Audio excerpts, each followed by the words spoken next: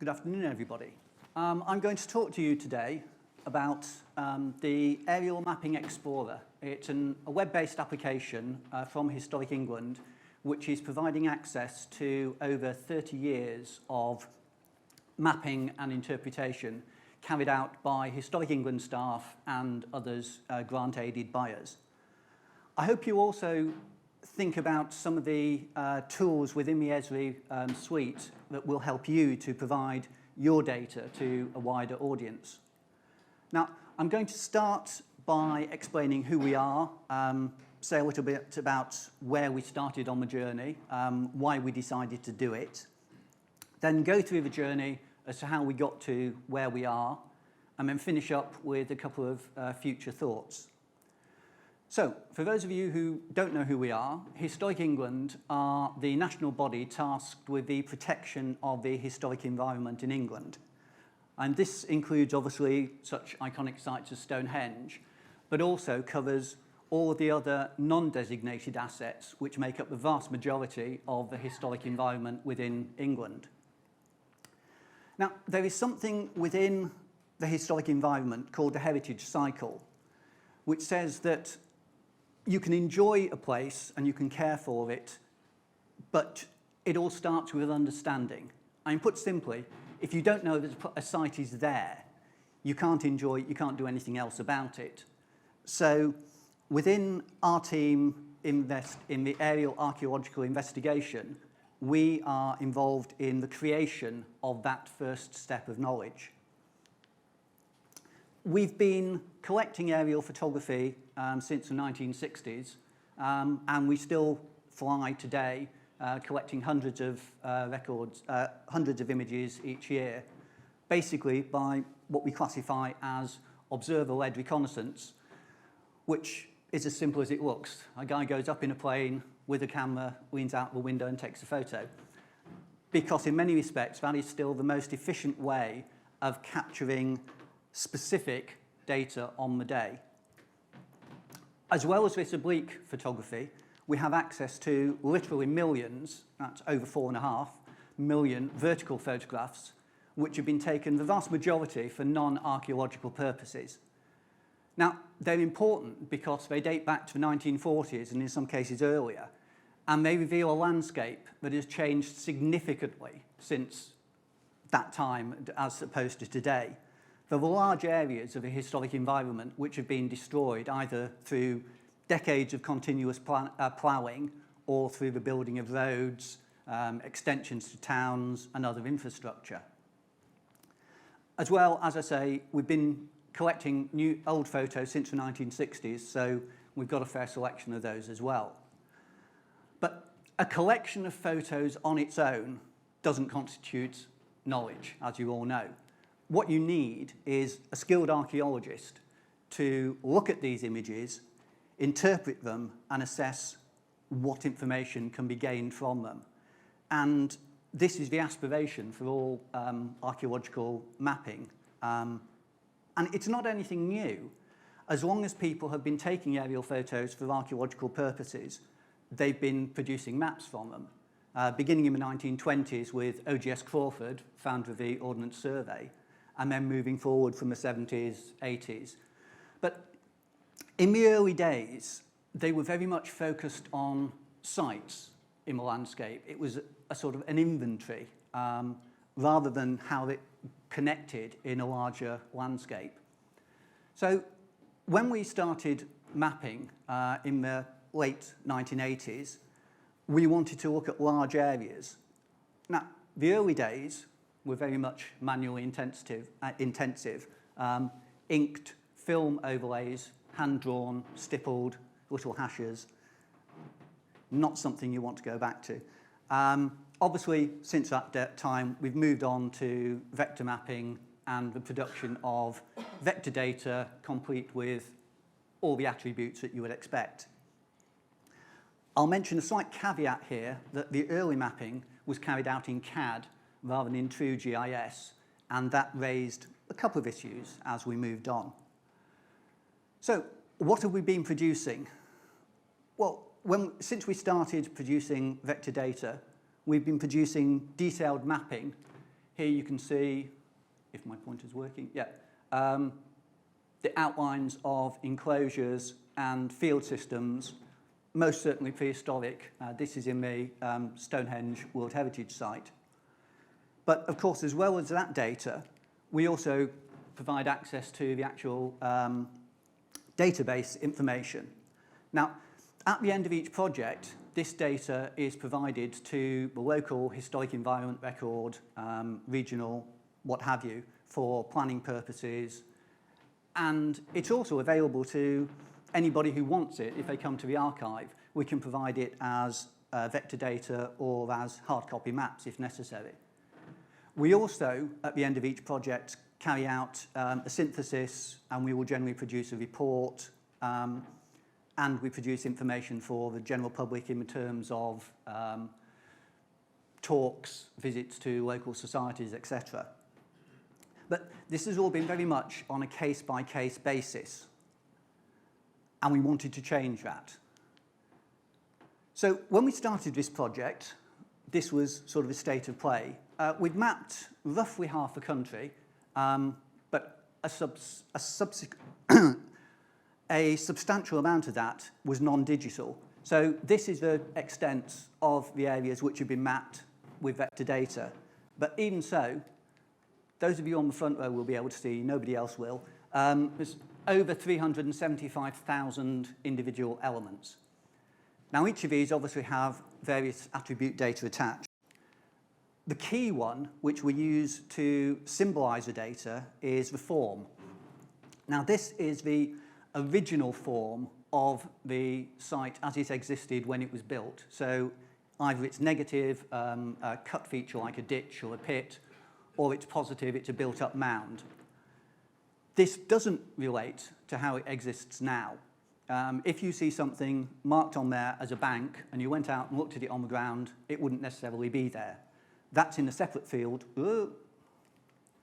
marked evidence, which tells you it's a crop mark or an earthwork. Of course, people don't just want to know what it looks like. They also want to know the background information about it, such as its period, its interpretation. So this is another set of data we incorporated. Now, because of the nature of aerial photography, it's often almost impossible to be absolutely certain about the date of any given site. So we have to do a lot of double indexing. Sometimes because you don't know the date of the site, or sometimes because there's good evidence that it's existed over a long period of time, say from the prehistoric through the Roman period, possibly even into the medieval. Because of the way that we set the app up, it means that you get lots of combination data. Here, over 650 different combinations of dates, which is not too bad until you look at the the type data where you've got over 10,000. So you can see you've got an awful lot of complex, disparate spatial data. And on top of that, coming back to my original question about the fact that the original mapping was carried out in CAD rather than in GIS, it meant that because we didn't have pull downs and such like, there were typos, there were things in the wrong field, there were missing data altogether. Fortunately, the Esri tool we're using here, Pro, was excellent at doing that, carrying out searches and then joins and then calculated fields. It's a bit laborious, but I'm sure you all use those sort of things, and it was a way of actually quality controlling and knowing that we actually had the data finally sorted. So, as you've seen, we've had some experience of using Esri products to produce and analyze the data, but we've also had a certain amount of experience also with presenting the data. Now, our first experience of this was in about 2015 when we became involved with the Capability Brown 300 project. Don't know if any of you heard of that. It was a project run largely by the National Trust and Parks and Gardens, celebrating the 300th anniversary of the birth of a landscape architect, Capability Brown. Now, we did quite a lot of specialist flying for that to provide to landscape architects to look at the extents of the earthworks, etc. But we decided it would be useful to be able to provide this information, these images, to a much wider public rather than having to go, here's a bunch of photos, we'll give those to the people working at Blenheim Palace, here's a bunch of photos, we'll give these to somebody else. So we thought, why not try and use something to distribute it more widely? And so we had our first experience with StoryMap, a very simple means of exporting the data. And we were able to produce little pop-ups that just tell you a little bit about the individual site, but also give you access to the thumbnail. Now, another point of this was that we wanted to use it as a proof of concept as to how we might be able to provide all our digital imagery to a wider public. So that's sort of where we got to with Capability Brown. Shortly after that, we became involved in a project with Staffordshire County Council looking at the landscape of Cannock Chase. A lot of that is the First World War military camps, and so there was a lot of work dealing with the sort of the centenary of the First World War. And this project was very volunteer heavy. And again, we thought it would be very useful to be able to provide this data to the people on the ground. We looked at story maps and we thought, actually, we want to be able to do a little bit more. And also, we wanted to explore how the Esri tools work. So we had a look at Web App Builder, and we built, again, a very simple app. It just uses pop-ups in the same way as the Capability Brown did, to enable you to find out the information about the individual site. But it also links through to ground photos taken by the teams on the ground. And also it allows you to add little extras like measuring tools, capability of drawing things. So, having used Web App Builder for this, when we came to look at trying to provide data for the wider landscape, Web App Builder was an obvious choice, not least because we thought we wanted to look into the query ability, because obviously a lot of people want to know how many Bronze Age barrows there are, how many Roman villas, etc. So we set it up with a query. There are still some issues with this, particularly because of the double indexing. So if there's anybody out there who's a SQL expert and particularly good with exception querying, please come and see me afterwards. What I've got now is a very brief video to sort of run through what the Archaeological Mapping Explorer looks like and give you a flavour of what's available in it. So when you first open it up, you get a splash screen that gives you an idea of the different levels of data that you can go through, from the top level of the project areas down to the actual mapping.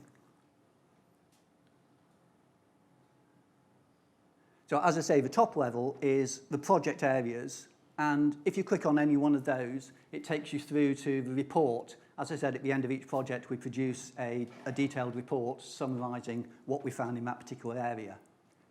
As you then zoom in, you will see the details of the extents of the archaeology, similar to what a lot of the local HERs do. But what's special about this app is you can go down to the actual data relating to the individual features.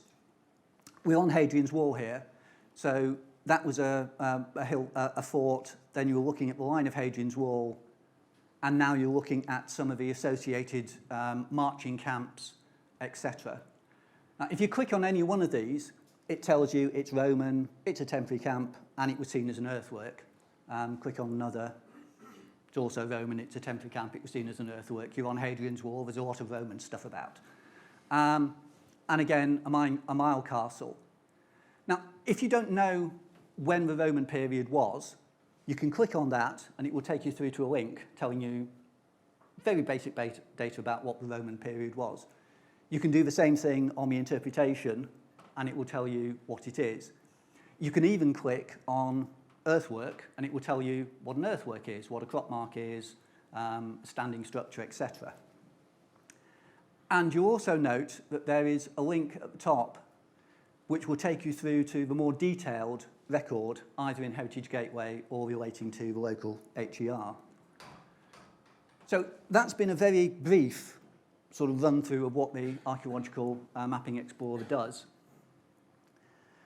Now, we put all this effort in, so towards the end of the project, we contacted our comms team so that we had a proper launch, rather than just sort of putting it out there and hoping people would see it. I mean, I have to say that there was some initial skepticism as to the popularity because it's quite a specialist set of data. But we've been blown away. I mean, the figures sort of speak for themselves. The main one is it is the #1 news story from historic England ever. I mean, that was, just amazing. Not anymore, but it was a good start. And it was retweeted. This was one of our favourite ones, a guy who'd sort of taken it out in the landscape. And so we realised that it didn't just vindicate all the hard work we'd put in, but it showed that people are interested, not just in a historic environment, but in maps and in places. And obviously, you all get it. Places are important. The power of a place. It is a very important thing. And people get it. If they can find information easily and in a simply accessible form. So the platform, the combination of Pro to process the data and then Web App Builder and ArcGIS Online have been an enabler and a game changer. We couldn't have got to where we are without using them. But we haven't finished yet. So, as I said, we've mapped about 50% of the country, but we're still carrying out large landscape projects, and as each one of those is finished, the data will be processed, added to the map, and continued. But you also notice the difference between the project areas that have been covered and the areas done digitally. Now, this comes back to the original point I mentioned about the hand-drawn raster maps. Because of the amount of data in them, we decided it was important to include those in the launch data. But, of course, because they're only raster scans, they're great. You can see there's an enclosure and there's trackways and what have you. But you can't attach any data to it. So our next step is going to be trying to draw polygons around them so that we can actually do the same sort of querying as you can do on the rest of the mapping. We started liaising with some of the local HERs and internally, and we're starting to get some of this data, but it's going to be quite a long process, I feel. It's also one of the areas that we want to look at is possibly using citizen science, maybe getting the general public to look at it and say, yes, that's actually slightly in the wrong place, or I know that barrow, you've recorded it as an earthwork.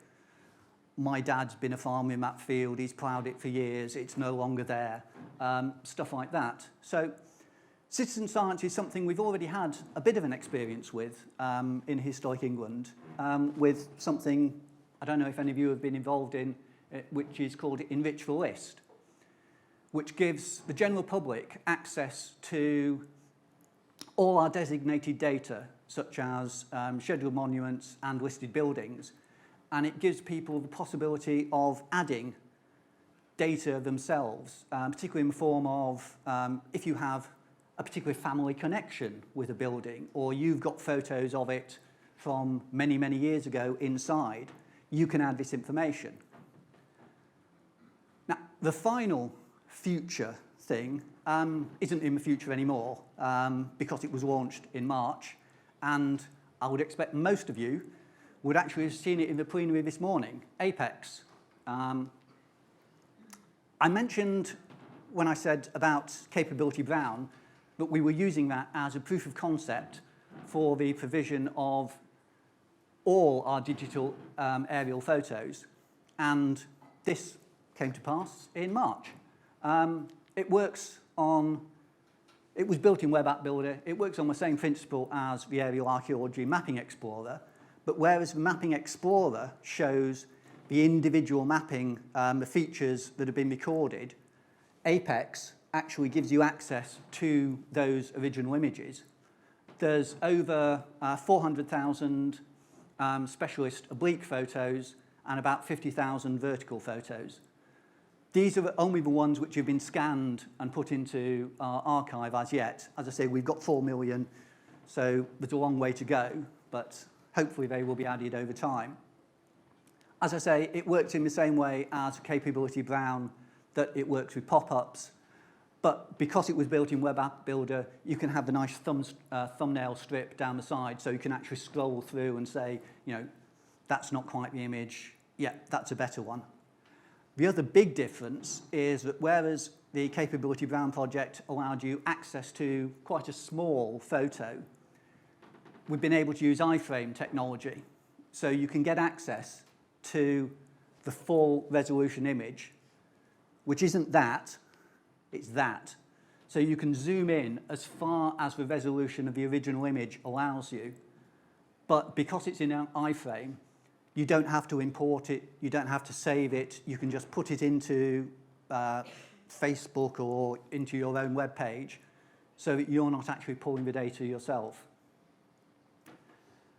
So that's really where I've sort of ended up. So the future, we've got some little steps and we've got some big ones. As I say, the idea of adding all this extra data for the raster mapping, and indeed the possibility of using citizen science. And again, it's been the case that, you know, we couldn't have got here without using the Esri tools. Now, I started off by talking about the heritage cycle and the power of place, and the fact that the first step to understanding or doing anything else is knowing that something is there. So I hope that I've given you some thought about ways that you might use the different tools within Esri to help expand and give access to the richness of your spatial data.